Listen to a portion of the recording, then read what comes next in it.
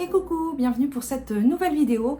Eh bien, comme prévu, je vais vous faire une vidéo où on va encore parler un petit peu d'art et de livres, bien sûr, puisque ça va aller ensemble. Et aujourd'hui, j'ai décidé de vous parler de beaux livres et des beaux livres que j'ai en ma possession ici. Alors, comme vous savez, hein, j'ai pas beaucoup de livres physiques, mais j'ai quand même quelques livres qu'on qualifie de beaux livres. Alors, un beau livre, qu'est-ce que c'est? En règle générale, ce sont des livres qui ont plus d'images que de textes, qui sont des livres plutôt grand format et qu'on a tendance à avoir dans sa bibliothèque pour faire joli ou pour feuilleter par plaisir, c'est-à-dire que ce sont des livres qui sont là pour l'esthétique souvent plus que pour la lecture. Plus que pour la lecture, c'est parce qu'il y a moins de texte déjà, et puis aussi parce que ce sont des livres qui sont faits pour être feuilletés régulièrement, pour se faire plaisir et pour le plaisir des yeux. Voilà. Alors, du coup, il y en a peut-être que vous aurez déjà vu, mais je pense que ce ne sera pas le cas de la grande majorité, d'autant plus que ces derniers mois, pour pas dire juste ces dernières semaines, je me suis un petit peu lâchée, parce que j'ai visité quelques expositions et j'ai beau essayer de me dire non, non, non, tu ne peux pas avoir de bouquins en plus et surtout pas des gros. Voilà. Je sors quand même avec des trucs, voilà.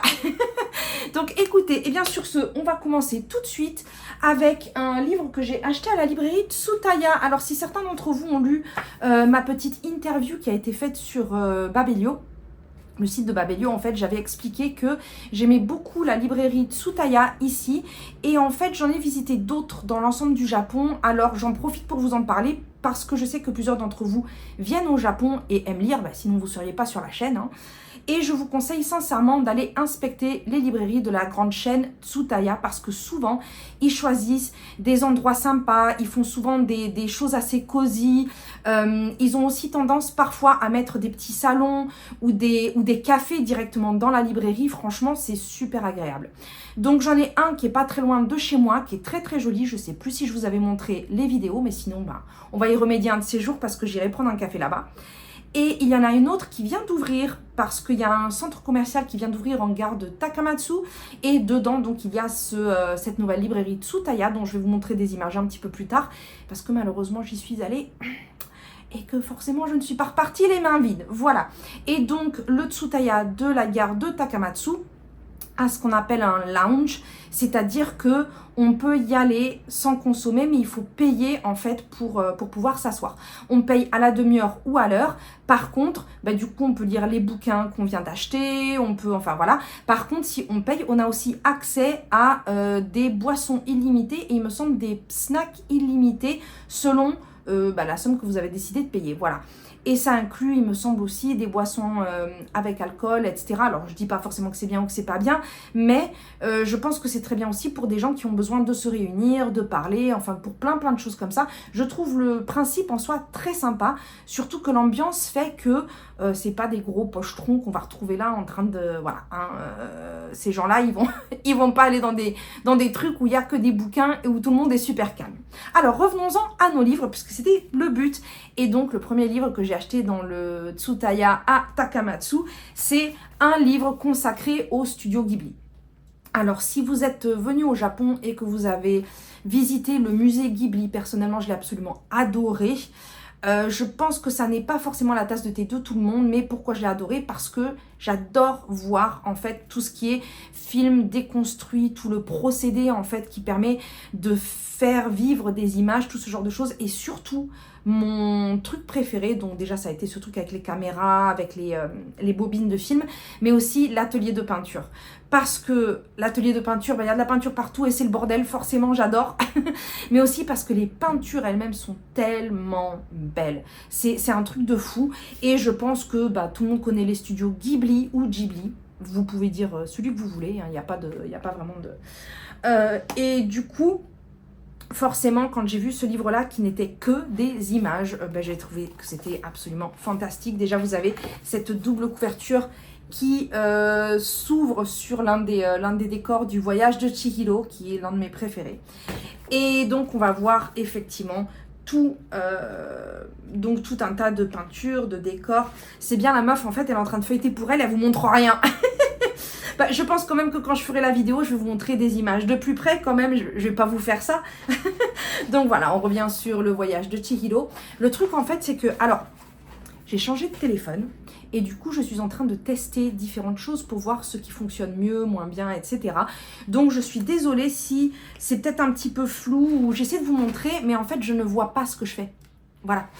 Donc, de toute façon, si c'est flou, je vous montrerai les images indépendamment. Voilà, donc vous avez les croquis, les peintures, Franchement, c'est un livre qui est tellement beau et qui est tellement justement dans le genre de choses que j'adore et qui, moi, m'inspire beaucoup justement pour éventuellement en copier certains, puisque c'était l'un des buts de pouvoir avoir les images en bonne qualité pour pouvoir aussi l'utiliser moi pour dessiner, pour peindre, pour me faire plaisir. Voilà, c'est à ça que servent les beaux livres.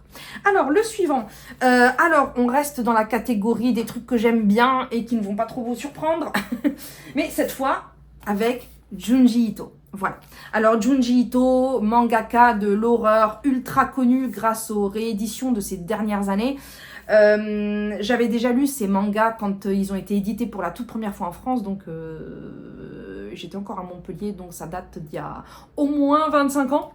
Et effectivement, en fait, par la suite, les volumes se sont épuisés et puis ils ont mis beaucoup de temps à les rééditer. Et ça n'a été réédité, je crois, que très récemment, puisque je vois que tout le monde est en train de découvrir ou redécouvrir Junji Ito. Donc ça doit dater peut-être de ces 4-5 dernières années, voilà. Et j'aime beaucoup son art, j'aime beaucoup les ambiances qu'il réussit à mettre. Et un petit peu comme pour le studio Ghibli, quand j'ai vu qu'il y avait un livre qui regroupait son art en grandes pages, je me suis dit, ça serait idéal justement, en plus comme j'aime beaucoup le style, d'essayer de m'imprégner un petit peu, autant visuellement que artistiquement. Voilà.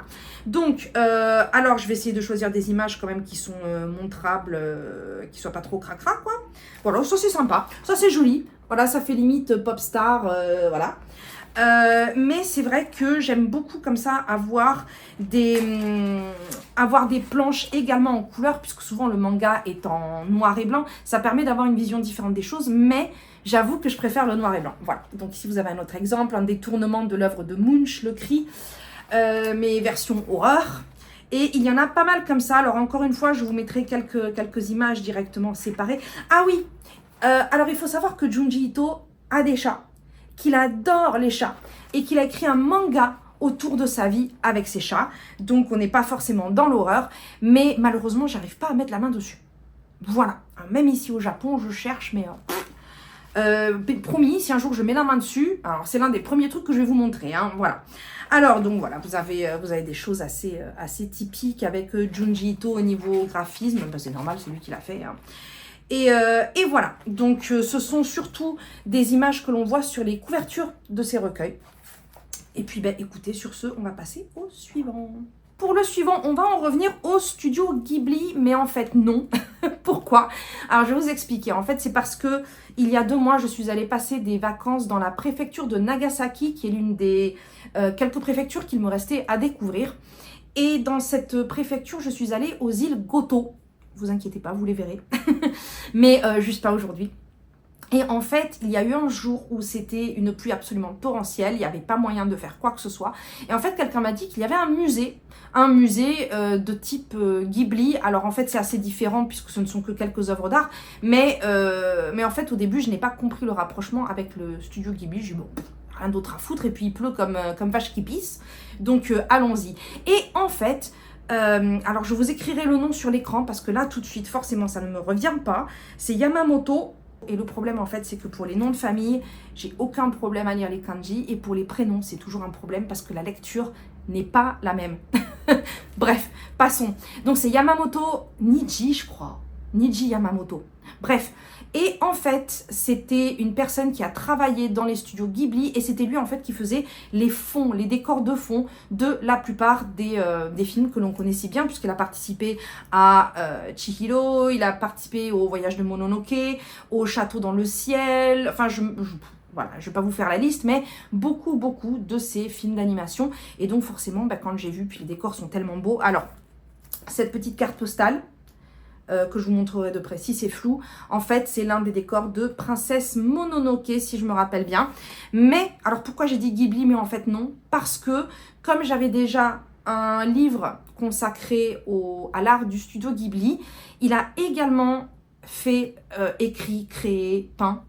Il y a un livre avec ses peintures qui sont consacrées uniquement aux îles Goto. Voilà. Et donc, je me suis dit, mais en fait, ça serait fantastique d'avoir un livre qui me rappelle ce voyage, qui me montre les paysages que j'ai vus, et en même temps dans un style Ghibli, parce que bah, forcément, c'est son style, il faisait partie du truc. Voilà. Et donc, ça a donné ce magnifique livre. Alors, vous avez derrière donc une vue du ciel des îles Goto. Et donc à l'intérieur, vous avez tout un tas de peintures, en fait, de choses que j'ai vues, dans lesquelles je me suis baladée et que vous verrez incessamment sous peu. Voilà. Alors ce livre est magnifique. Je trouve que comme souvenir, justement, ça combine plusieurs choses vraiment qui sont très très belles. Quand on aime l'art, quand on aime le voyage, puis quand on a été dans cet endroit, voilà, c'est un petit peu... voilà. Donc, écoutez, vous me direz ce que vous en pensez, puisque je ne pense pas que ce peintre soit très très connu par chez nous. Et pourquoi est-ce que ce musée était là-bas? Tout simplement parce qu'il venait de cette île, de l'île Goto. Voilà, tout simplement. Livre suivant sur lequel je vais expliquer vraiment très vite fait, parce que je pense que la plupart d'entre vous l'avez déjà vu. Voilà. Donc il s'agit d'un livre d'illustration de John Ho, sur le Seigneur des Anneaux, hein, voilà.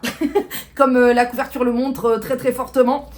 Et John Ho, qui est l'un de mes illustrateurs préférés par rapport au monde du Seigneur des Anneaux, puisqu'il y en a plusieurs qui sont officiellement des illustrateurs qui ne font pratiquement que des illustrations du Seigneur des Anneaux.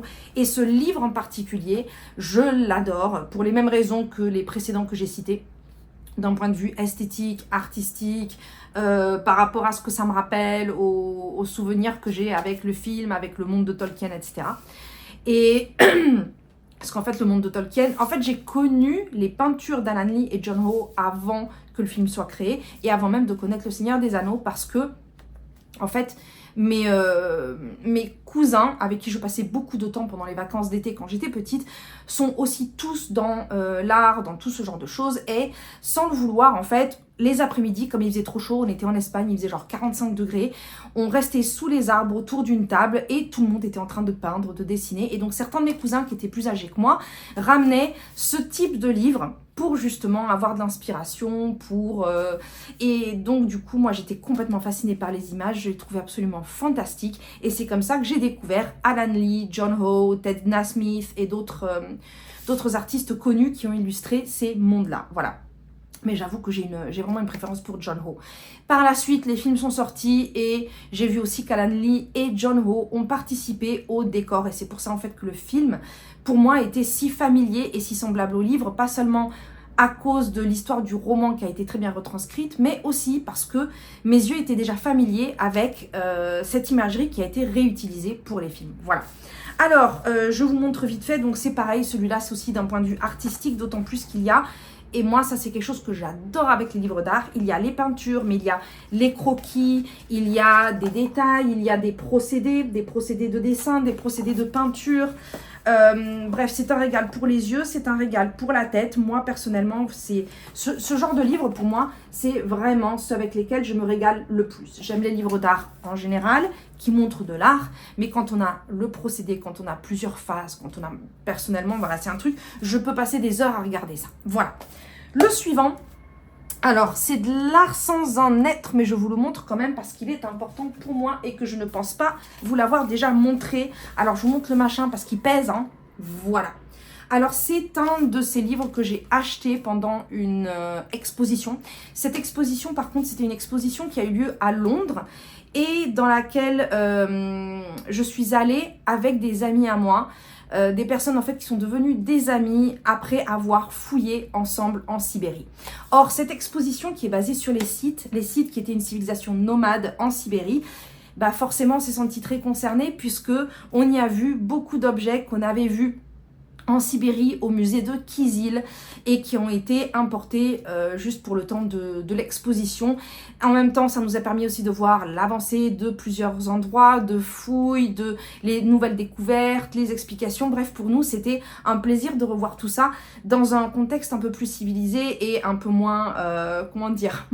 Ce sont des fouilles qui ont été assez rudes et en même temps qui nous ont marqué à vie pour tellement de raisons. C'était quelque chose d'assez incroyable, une expérience vraiment incroyable et en même temps extrêmement rude. Mais quand on se sent isolé dans un milieu pareil, assez rude, on était avec une équipe majoritairement russe, on comprenait rien, enfin c'était franchement, mais on apprend très très vite et puis surtout ça crée des liens très forts, voilà. Donc, quand cette exposition est arrivée, on voulait absolument y aller ensemble, c'était un peu le truc.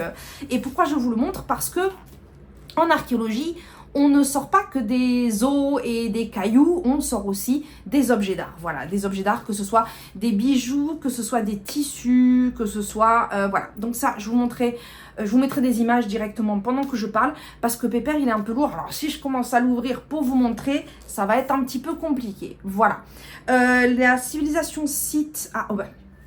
La civilisation Scythe a certains objets qui sont très connus, mais que certaines personnes ne vont pas forcément associer à cette civilisation. C'est une civilisation qui a été assez découverte ces dernières années, pas qu'elle ne l'était pas avant, mais disons que ça s'est un petit peu plus démocratisé. Et voilà. Donc celui-là, je l'ai fait en Russie et ce sont des découvertes Scythes. Voilà.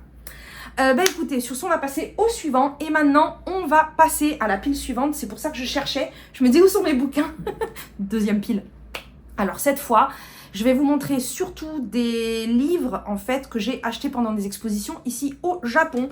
Et l'un d'entre eux, alors en plus, c'est super sympa parce que... Et un peu de poussière aussi.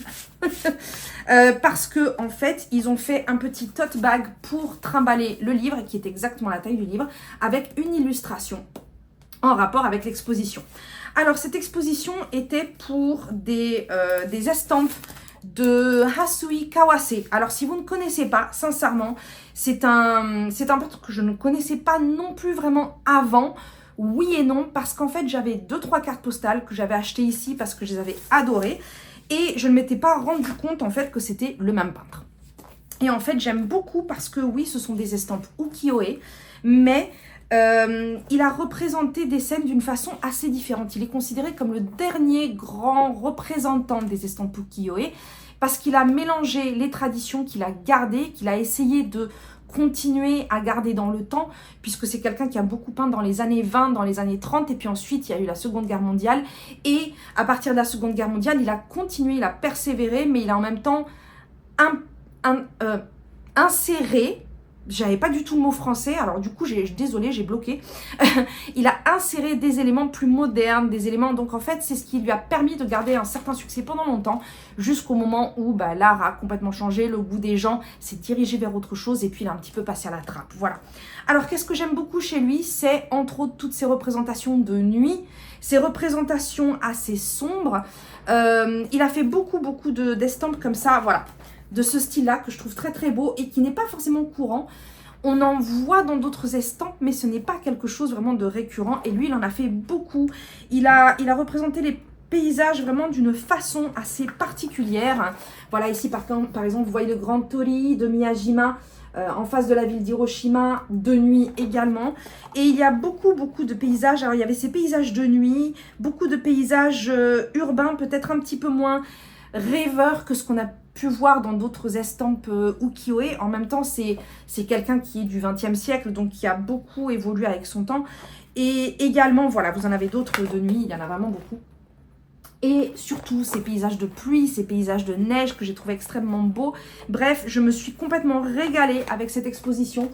Et puis un artiste qui, effectivement, est connu, mais je ne sais pas à quel point il est connu d'un point de vue international. Et puis même ici, en fait, quand j'en parle aux gens, ils ne connaissent pas forcément. Par contre, des gens qui ont tendance à aimer l'art, eux, ils vont connaître. Voilà. Donc, écoutez, moi, je vous dis, hein, faites-vous plaisir, allez jeter un œil et allez voir cet artiste. Également, petite chose que je mentionne vite fait, parce que je vous le mentionnerai un petit peu plus en détail la prochaine fois, il y avait la possibilité d'acheter des planches de coloriage pour reproduire ces estampes. C'est la première fois que je vois ça, forcément. Je me suis jetée dessus, voilà. Donc ça vous donne une petite idée. Également, une autre exposition que je suis allée voir il n'y a pas longtemps au musée de Kagawa. Il y a pas mal de musées par ici, mais en même temps, je vous ai déjà dit, Shikoku, la préfecture de Kagawa et Takamatsu en particulier sont très très... l'art est très important ici, il est partout, c'est constamment représenté, c'est quelque chose vraiment de très présent et ça se comprend aussi à ce niveau-là. Donc c'est une exposition qui était sur les trésors impériaux, mais pas les trésors que possédaient les empereurs, mais les cadeaux impériaux qui leur ont été offerts. Voilà. En sachant que beaucoup ont été envoyés par la préfecture de Kagawa pour représenter l'artisanat, ce type de choses. Donc, c'est ce qu'ils ont montré. Au début, je voyais beaucoup de calligraphie. Alors, j'aime bien la calligraphie, mais quand ce sont des textes entiers, je suis pas forcément hyper fan. Je trouve ça sympa, mais c'est vrai qu'au début, je me disais, ouais, j'espère qu'il va y avoir autre chose. Et effectivement, il y avait autre chose. Le problème, c'est que, comme toujours dans les expositions, on ne peut pas vraiment prendre de photos, les expositions temporaires en tout cas. Et c'est vrai que du coup, je vais essayer de vous montrer quelques images du livre parce que j'ai été surtout bluffée alors par certains objets métalliques, des vases complètement faits en métal. Je ne crois pas avoir déjà vu ça avant, des petits bols, des choses comme ça, oui. Mais des vases énormes qui soient faits uniquement en métal, décorés en métal, avec du métal par-dessus.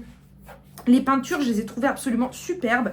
Et même si j'ai acheté ce livre, parce que je ne pouvais pas m'en empêcher, je voulais absolument garder le souvenir, je trouve que malheureusement, ça ne rend pas. Voilà. Alors, je vous montre par exemple cette peinture de coq qui, dans le livre, ressemble à n'importe quel livre d'art que j'ai vu jusqu'à maintenant, mais qui en personne avait des nuances et des reliefs et des degrés de couleur absolument incroyables.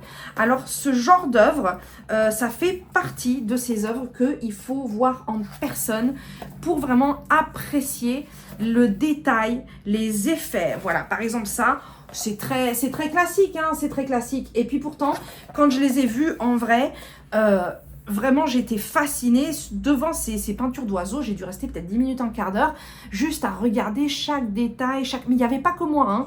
Donc je pense que ça doit être un sentiment assez partagé. Voilà, alors ça, ce sont les calligraphies. Voilà, pour lesquelles je suis un petit peu moins...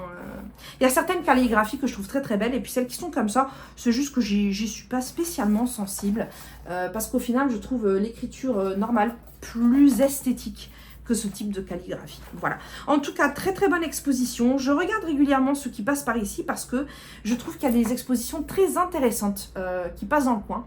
Donc j'en profite, hein, parce qu'il n'y a pas de raison. Et enfin, pour finir, les deux derniers livres que je me suis achetés, c'était pas prévu du tout, donc c'était au Tsutaya de la gare de Takamatsu qui vient d'ouvrir et que j'ai voulu visiter parce que la veille, j'ai dû aller en banlieue, enfin j'ai dû aller, je suis pas obligée, hein, mais je suis allée en banlieue de Takamatsu parce que je voulais aller voir les lucioles. Et ce qui a été une réussite d'ailleurs, mais c'est vrai que du coup, comme c'est en banlieue, c'est très peu desservi. Moi, je ne conduis pas ici. Et donc, du coup, j'ai dû passer la nuit là-bas. Donc, pour rentrer, je devais rentrer très tôt avec le premier bus. Et je me suis dit, je vais en profiter, je vais aller me prendre un petit café et visiter la librairie. Manque de peau, cette librairie de Tsutaya, très agréable au demeurant, comme toutes celles que je vous ai décrites avant, est aussi consacrée à l'art. Voilà. Et j'ai passé une bonne heure, alors qu'elle est assez petite, mais juste pour regarder, pour feuilleter. Et je me suis un petit peu perdue, comme si j'étais un petit peu toute seule dans mon coin. Et je me suis promis de ne pas sortir avec des livres. Donc, qu'est-ce que j'ai fait? J'en ai pris. Voilà. Alors, le premier qui a attiré mon attention, c'est celui-ci. Parce que je trouve la couverture incroyable. Voilà, je la trouve vraiment très très belle. Et c'est un livre qui raconte, c'est pas un roman, hein, mais c'est un livre consacré aux thématiques de l'art et à leur évolution. Donc, celui-ci est consacré à l'Orient, c'est-à-dire Moyen-Orient, Asie. Il y a un autre volume qui se consacre à l'art de l'Ouest, c'est-à-dire Europe, etc. Forcément, celui-là m'intéressait un peu plus, puis la couverture était plus jolie, puis j'allais pas prendre les deux, en tout cas pas pour l'instant. Voilà, ne pensons pas au deuxième volume pour compléter la collection. Et je le trouve vraiment très très beau. Voilà, c'est même juste le fait que le titre se confonde. Enfin voilà, c'est très très joli. Et donc vous avez l'histoire par région. C'est-à-dire, par exemple, là vous avez Vous avez Bukhara, vous avez des parties sur l'Iran, vous avez des parties sur la Chine. Ça peut être par pays, par région. Et une autre partie du livre se consacre, lui, au thème. Par exemple, les dragons, par exemple, certains motifs floraux, avec bien sûr des chronologies. Et donc voilà, moi c'est le genre de livre que j'aime beaucoup. Et puis où vous avez tout plein de détails, alors que ce soit les textiles, les statues, l'orfèvrerie. En fait, ça regroupe toutes sortes d'art et d'artisanat, puisque souvent l'art, on voit beaucoup d'art. En fait, les livres souvent qui ont des peintures n'auront pas forcément d'autres types d'art que l'on considère comme l'artisanat, c'est-à-dire des choses reproductibles, alors que l'art pictural souvent est censé être unique. Mais moi j'aime bien voir les deux. Voilà, donc vous avez par exemple toutes ces tenues qui sont voilà, ça doit être ça sur la Chine, ça. Voilà. Alors bien sûr c'est écrit en japonais, mais je me dis qu'en même temps ça sera un bon entraînement. Parce que étonnamment par contre pour ce genre de livre et de thématique, j'ai pas, bizarrement j'ai pas de soucis. Voilà. J'ai un niveau de japonais très étrange. On reviendra peut-être un jour là-dessus. Et j'ai également découvert ce livre, donc qui est un livre de dessin, de peinture. On revient dans les types estampes de Kawanabe Kyosai, et qui a beaucoup de dessins fantastiques. Voilà, moi c'est ça qui m'a intéressée. Et surtout j'aime beaucoup le livre, alors pas seulement parce qu'il est petit, mais parce qu'à l'intérieur, quand on les regarde, on a l'impression en fait d'avoir vraiment accès à en fait au papier lui-même, c'est-à-dire à l'estampe imprimée. Puisque souvent ces estampes en fait étaient imprimées avec du bois, et il y a un côté où on a un petit peu l'impression de retrouver la texture et l'aspect physique de ce type d'œuvre. Voilà. Alors est-ce que je vais vous en montrer avec des monstres ou avec des chats? Je sais que j'ai vu des chats. Voilà, c'était l'une des raisons, je me suis dit oh voilà, donc vous avez ce type d'exemple. Voilà. Alors j'espère juste que vous les verrez, et puis sinon voilà, en fait, à chaque fois, je commande ça, sauf que si ça se voit pas bien, pendant que je vous dis « Oh, j'espère que vous les verrez », en fait, je serai en train de vous montrer une image autre pour que vous puissiez en profiter aussi. Donc je sais pas pourquoi je le dis à chaque fois, mais bon, vous savez, je parle beaucoup pour ne rien dire, mais je pense que vous avez l'habitude. Et je ne retrouve pas les chats, donc ceux-là, je vous les montrerai clairement dans une image séparée. Mais je sais qu'il y avait des chats. Voilà, très très important. Également... Je suis la mère post-it parce que mon cerveau ne retient rien et pense à trop de choses en même temps. Donc, quand il y a des post-it un petit peu sans poche, j'ai tendance à en prendre. Et j'ai trouvé que celui-là était sympathique. Voilà, donc des post-it Salvador Dali. Une dernière petite chose qui est liée à la thématique sans l'être complètement. C'est-à-dire qu'en fait, je me suis commandé il y a un certain temps, non, mais disons que ça a mis un petit peu de temps à arriver puisque ça vient d'Espagne, des t-shirts qui sont un petit peu en rapport avec la lecture, ainsi que 3 carnets parce qu'ils étaient en rapport et avec l'art et avec des blagues, on va dire. Donc j'ai trouvé ça assez sympa, puis ils n'étaient pas chers. Je me suis dit comme ça je vais m'en servir pour faire des croquis, je vais m'en servir comme carnet de croquis pour tout ce qui est stylo et crayon. Alors pourquoi est-ce que ces t-shirts sont intéressants? Alors, parce que le but c'est... Ouh la vache, ils sont grands. Le but, en fait, c'est de m'en servir comme pyjama. Voilà, pour entre deux saisons. Et en fait, celui-ci, il s'agit d'une carte de tarot qui s'appelle le lecteur. Alors bien sûr, le lecteur, en plus, c'est un squelette qui est en train de lire un bouquin. Je trouve que ça me correspond extrêmement bien. Voilà, donc forcément, celui-là. Et le deuxième, c'est un chat, version Le Seigneur des Anneaux, en train de dire « You shall not... » Voilà, alors s'il y en a qui connaissent, c'est un mème qui passe beaucoup sur internet avec Gandalf en train de dire « Vous ne passerez pas au Balrog » et voilà, donc ça c'est la version en anglais, et puis je le trouve super sympa, un chat en Gandalf, voilà. Alors, au cas où il y en a qui soient intéressés, je les prends chez Pampling. J'ai aussi essayé d'autres maisons de t-shirts comme ça un petit peu drôles comme QWERTY, mais je reviens toujours sur Pampling. Pampling déjà qui est européen puisque ce sont des Espagnols à la base qui le font, même si maintenant on commence à en trouver partout, mais surtout parce que je trouve que non seulement leurs tarifs sont intéressants, mais la qualité. La majorité des t-shirts que j'ai sont 2. C'est hyper doux. Ça, vous savez, c'est pas le truc rêche là où on a l'impression qu'on a collé un truc dessus. C'est très doux aussi. Moi, je trouve que leur qualité est super. Et je tiens à rappeler que je ne suis pas sponsorisée. J'ai 0 sponsoring. Hein, voilà. Également, donc je vais vous montrer les petits carnets qui vont me servir de carnet de croquis avec celui-ci qui je trouvais faisait très jour des morts mexicain, un petit peu Frida Kahlo chez les morts, voilà. Il y a également celui-ci, alors celui-ci qui est un jeu de mots, bon je vous ai dit c'est des espagnols, donc des fois c'est en anglais puis des fois c'est en espagnol, avec le mot psychopata qui veut dire psychopathe et pato qui veut dire canard, voilà, donc on se retrouve avec psychopato, je trouvais que ça m'allait très bien, puis j'adore le vert, donc ça tombe bien, et est-il vraiment nécessaire d'expliquer celui-ci? Voilà, nous sommes en plein dedans. Eh bien, écoutez, je pense que j'ai largement assez parlé. Je vous ai saoulé avec mes histoires d'art. Mais écoutez, je voulais quand même rester dans les livres et puis en même temps rester dans la thématique de l'art pour le challenge Mozart.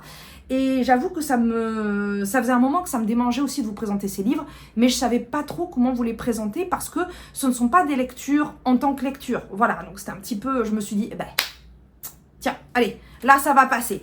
Alors surtout, vous n'hésitez pas, comme d'habitude, à commenter, à vous abonner si vous n'êtes pas abonné, etc., etc. Et puis surtout, si vous avez vous-même des livres comme ça, très consacrés à l'art ou aux belles images ou à des choses comme ça que vous aimez beaucoup, parlez-moi-en, je suis toujours très très curieuse pour ce genre de choses.